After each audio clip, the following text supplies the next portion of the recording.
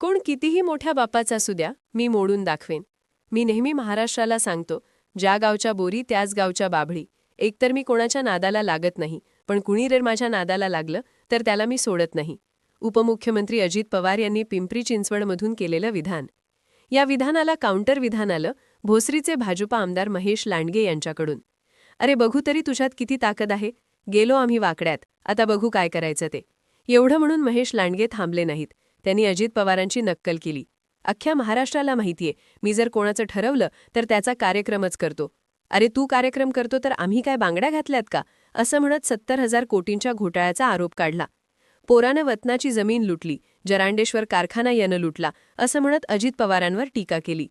टीका करताना महेश लांडगे एकेरीवर आले. त्यांनी अजित पवारांचा एकेरी उल्लेख केला आणि ठिणगी पेटली. जो एकेरीवर येतो, जो आव्हान देतो, त्याला अजित पवार सोडत नाहीत. हा अजित पवारांचा इतिहास. त्यात महेश लांडगे यांना कधीकाळी अजित पवारांनीच उभं केलं. त्यामुळे या आव्हानाला धार वेगळी आहे. या आव्हानात खेळ बिघडण्याची शक्यता आहे. कारण अजित पवार इरेला पेटलेत. इरेला पेटलेले अजित पवार महेश लांडगेंचा कार्यक्रम करणार का? एका आव्हानामुळे पिंपरी चिंचवडची फिल्डिंग कशी बदलू शकते, पाहूयात या व्हिडिओमधून. पिंपरी चिंचवड महानगरपालिकेत सुरुवातीपासूनच महेश लांडगे विरुद्ध अजित पवार या सामन्याला धार चढली होती. त्यात लांडगेंनी थेट एकेरी उल्लेख केला आणि हा सामना तापला. महेश लांडगेंच्या एकेरी उल्लेखावर अजित पवार म्हणाले, तो मोठा नेता आहे. मोठ्या नेत्याने छोट्या नेत्याला एकेरीचंच बोलायचं असतं. तो मोठा असल्यामुळे अजित पवार त्याला चिल्लर वाटतोय. या उपहासावर सगळेजण हसले, पण अजित पवारांनी भासे फेकायला सुरुवात केलीय. मुळात सध्याच्या महानगरपालिका निवडणुकीत अजित पवारांवर भाजपचे बरेच नेते टीका करत आहेत. पुण्यापुरतंच बोलायचं झालं तर चंद्रकांत पाटील आहेत, मुरलीधर मोहोळ आहेत, पण या नेत्यांचं राजकारण स्वतंत्र आहे. महेश लांडगे मात्र काँग्रेसमधून राष्ट्रवादीत आले. त्यांना नगरसेवक पद ते स्थायी समितीचे अध्यक्षपद देण्यात मोठा वाटा अजित पवारांचा. साहजिकच लांडगेंचं राजकीय करिअर अजित पवारांनी उभं केलं. पण त्याच लांडग्यांनी मी काय भीतो का, अरे तुझ्यासमोर तुझ्या पक्षासमोर निवडणूक लढवली, अपक्ष जिंकून आलो, तू काय करतो बघू, असं म्हणत अजित पवारांचाच थेट एकेरी उल्लेख केला. साहजिकच इतरांनी टीका करणं वेगळं, ज्यांना उभं केलं त्या महेश लांडगेंनी टीका करणं अजित पवारांसाठी वेगळं.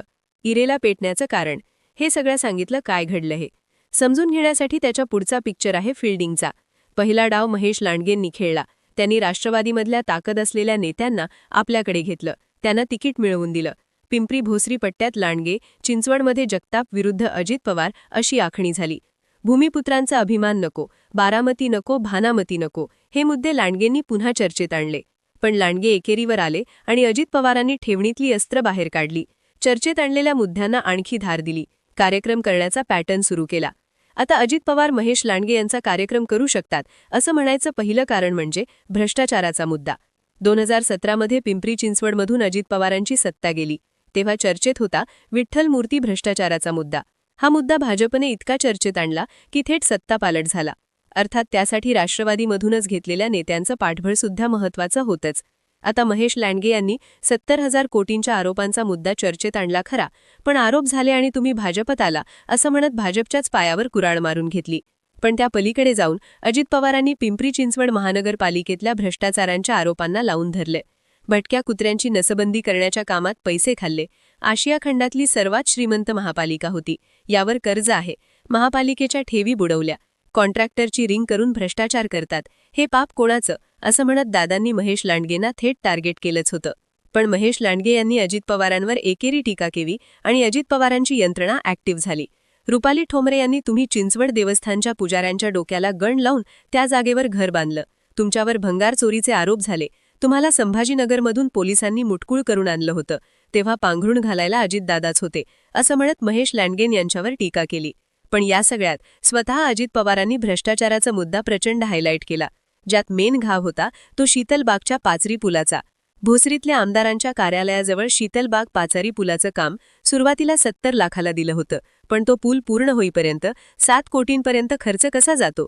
या पुलावरून एक माणूस जात नाही, त्यातून कोणाचं भलं झालं हेही बघितलं पाहिजे, अशी टीका अजित पवारांनी केली.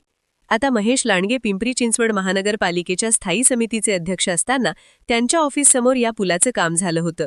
या कामावरून त्यांच्यावर बरेच आरोप करण्यात आले. या आरोपांमुळेच त्यांनी भाजप प्रवेश केला, अशी टीकासुद्धा त्यांच्यावर झाली. अजित पवारांनी पुलाचा मुद्दा, नशरी कन्स्ट्रक्शन कंपनीची उलाढाल, उदळवाडीचं पाडकाम, सीसीटीव्ही घोटाळा, टीडीआर, एसआरएचा घोटाळा असे अनेक प्रश्न उपस्थित केले आणि भ्रष्टाचाराच्या मुद्द्यावर लांडगेंना आणि पर्यायाने भाजपला घेरलं. आता याच मुद्द्यावर मागचं इलेक्शन घुमलं होतं, त्यामुळे हा मुद्दा लांडगेंची फिल्डिंग सेट करू शकतो. त्यात महेश लांडगेंचं होमग्राऊंड असलेल्या भोसरीत अजित पवारांच्या पत्नी सुनेत्रा पवार यांनी बैठकांचं सत्र सुरू केलंय. त्यामुळे इथेही अजित पवार महेश लांडगेंना जड जाऊ शकतात. अजित पवार महेश लांडगेंचा कार्यक्रम करू शकतात असं म्हणायचं दुसरं कारण म्हणजे गावकी भावकीचं राजकारण. पिंपरी चिंचवडमधल्या दोन्हीकडच्या उमेदवारांवर नजर मारली तर वाल्लेकर, भालेकर, काटे, लांडे, चिंचवडे, बारणे, ढोरे, शितोळे, जगताप असे अनेक भावकीतले लोक एकमेकांच्या विरुद्ध उभे आहेत. स्थानिक पत्रकार सांगतात, इथं भावकी आणि गावकी काय ठरवते हे महत्त्वाचं असतं. जर एकाला पाठिंबा द्यायचा निर्णय झाला तर एक गठ्ठा मतदान त्याला होतं. आता या गावकी भावकीवर उमेदवारांचा प्रभाव असतो.